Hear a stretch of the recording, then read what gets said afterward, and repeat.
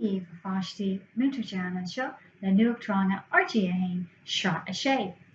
So Múinteocht féin bhí mé ag an trá ag snáb san airge dé mát agus décédí bun mé soltas sin agus caihí mé an inneog ar mo char aáil deisithe mar tá sé ag brise. Tá crack mór agus ní bheith mé an feicintach an inneog agus a bheith timont má leanan sé raig so sin mo nuacht. Bhí mé seachtain alína bhí ann agus cheol sibh go léir alína isteach má sibh tá sé suas ar an app. Agus bhí mé caint le cúpla páiste an seachtain seo for mo nuacht, so bhí Conamach ag caintlam agus dúirt sé go raibh dot sprí aige le óin, dot sprí scara sosiálta gá bhéidir. Agus heol sé greengraf thugam de ba. Is féidir leis ba a eáil óna cheomar lapa nach go sé sin a rééis. Tá mé néad leis mar zódíh sé an bó an tanahí is far lum. So maithú tá sé tá Conamach ina theach gábhíonis. So Jackar fredúnt Conor maithú. Bhí Diarmid ag caintlumm agus bhí mar ag caint faoi Múinteoir na Teddy's atá aige. So chuir mé greengraf suas ar an app agus mas féidir libh na hanamnacha seo a chur orthu.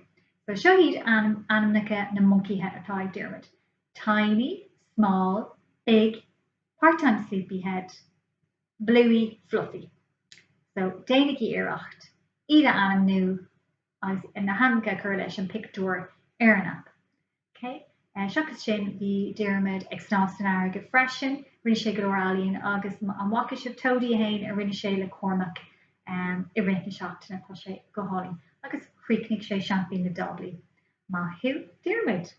Bhí Donnacha heol sé an nuacht isteach agus an bhaca sibh an frog ar an pictiúr den frog agus an turbán sin an tanam atá ar an frog rih an céim rih sin nuair tá sin ag fás in a frog turbán.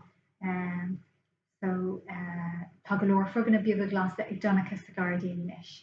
Dúirt sé go raibh sé Melifant Abbey, bhí barbecue acu sáile agus tháinig clog Harper agus bhí glórspaí bhí sé ag snáb san airge freisin mar hí Donnacha.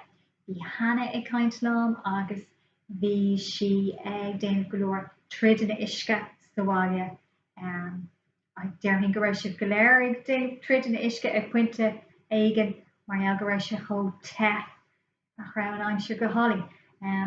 Bhí sé an trála na mádra agus dúirt rinne si labba sa seomra sicta atá go hálainn so maithú anna heol si go leor alíonn isteach freisin.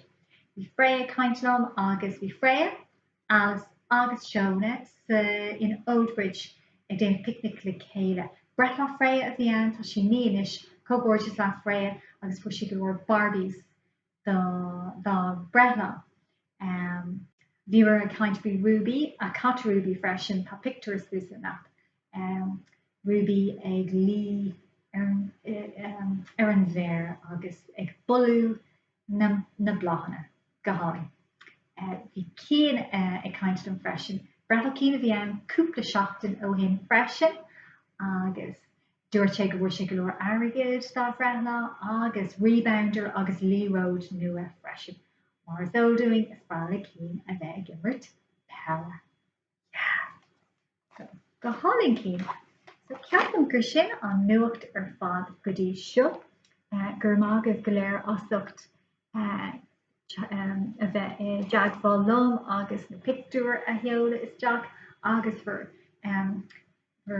greengrafanna agus obair tá sé James sór iireacht páistí agus ag obair go dtíon tá mé anna bhódú asú.